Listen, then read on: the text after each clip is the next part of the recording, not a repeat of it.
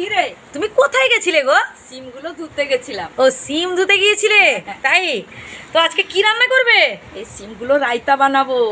ও বাঙালির প্রিয় সিম রায়তা বানাবে, দারুণ লাগবে কিন্তু খেতে। আর বড়ি দেবে নিশ্চয়ই? হ্যাঁ, বড়ি তো দেবো। ওয়াও দারুণ, ঘরে বানানো বড়ি, তাও তোমার হাতে স্বাদ তো আলাদা। হ্যাঁ, আলাদা, আমি ঘরে বানিয়েছি। একদম। তো বন্ধুরা ঘরে বেটে বানিয়েছি। ঘরে একদম একদম ঘরে সিলে বিড়ি বেটে মা হচ্ছে বড়ি বানিয়েছেন। সেই বড়ি দিয়ে আজকে বাঙালির প্রিয় শিম রায়তা বানানো হবে।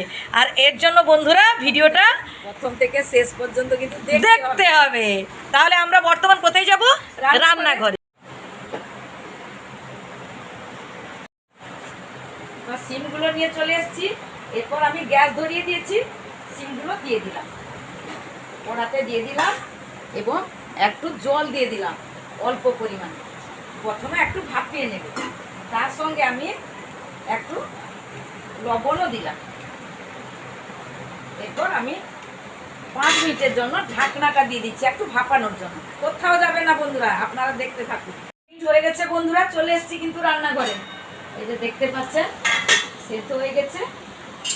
এরপর আমি এটাকে ঢেলে নেব।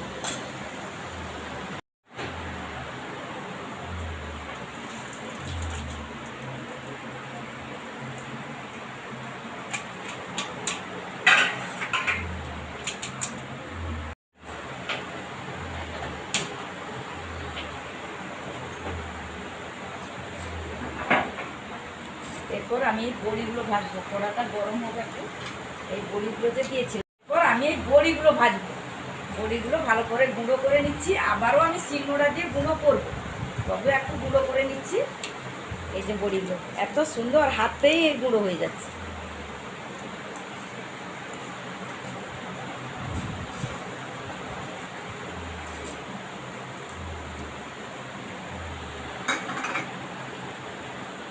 এরপর আমি অল্প তেল দিয়ে দিলাম।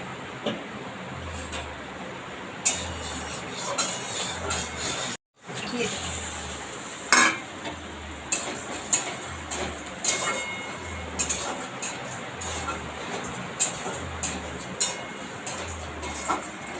বড়ির একটা সেন্ট আলাদা, এত সুন্দর সেন্ট লাগে না, গন্ধ উঠে এত সুন্দর। মনে হয় যেন এই মানে গরম গরম বড়ি ভাজা আর ভাত, গরম গরম ভাত। বড়ি সবচেয়ে মানে আলু ভাতেও দেওয়া যায়, যে কোনো মানে টকেও দেওয়া যায়, শুধু ঝোল বাদে, ঝোলে কিন্তু দেওয়া যায় না। আর সবটাতেই চলে, ঝাল দেওয়া, টক। এরপর গ্যাসটা বন্ধ করলাম, আমি এইখানে ঢেলে ফেললাম। এই শিলনোড়া দিয়ে আমি হালকা হালকা একে গুঁড়ো করে নেব। আপনারা পারলে সিলেও গুঁড়ো করে নিতে পারেন। হ্যাঁ, সিলেও করতে পারে। এটা আমাদের পরিষ্কার ধুয়ে নেওয়া হয়েছিল।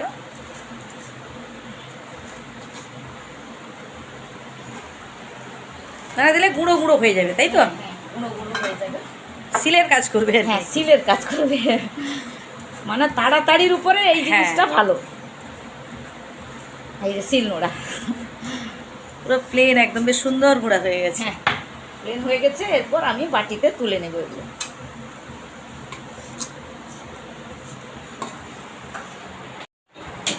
এরপর আমি গ্যাসটা ধরিয়ে দিলাম, ধরিয়ে দিয়ে আমি একটু তেল দিয়ে দিলাম। আমি দেখাচ্ছি কি নিয়েছি। সরিষা বাটা নিয়েছি, লঙ্কা গুঁড়া এবং হলুদ গুঁড়ো নিয়েছি। একদম সিম্পল পদ্ধতিতে মা দেখানোর চেষ্টা করছেন, যাতে মানে গরিব মধ্যবিত্ত আমরা সবাই এই রান্নাটা করতে পারি। ভালো করে মাখিয়ে নিচ্ছি এটাতে। মানে মা সচরাচর এমন মশলা দেন না যে সবাই রান্না করতে পারবে না বা সবার রান্নাঘরে থাকে না।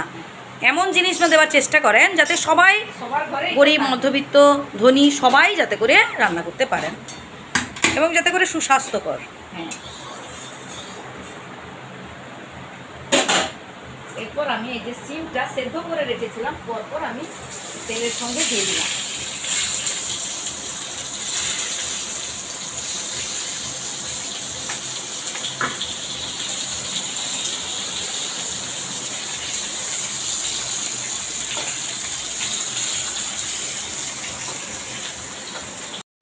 হালকা হালকা করে আমি ভেজে নিই। হালকা হালকা করে ভাজা হয়ে গেছে। এই মাঝখানে আমি একটু পাঁচ ফোড়ন দিয়ে দিলাম, একসঙ্গে মিলিয়ে নিলাম এবং এই যে বাটনাটা করে রেখেছিলাম এটাই দিয়ে দিলাম।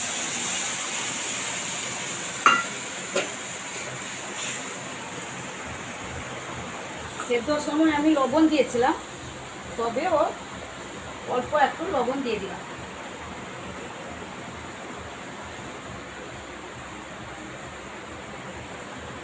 কত সুন্দর হয়ে গেছে। এরপর আমি নামানোর আগে বড়ি গুঁড়াগুলো করে রেখেছিলাম না, এগুলো পরপর আমি দিয়ে দিচ্ছি।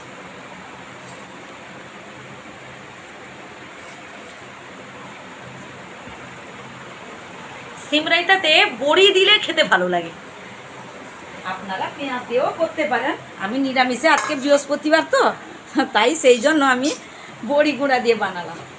এই যে দেওয়া হয়ে গেল, এরপর আমি গ্যাসটা বন্ধ করে নামাবো।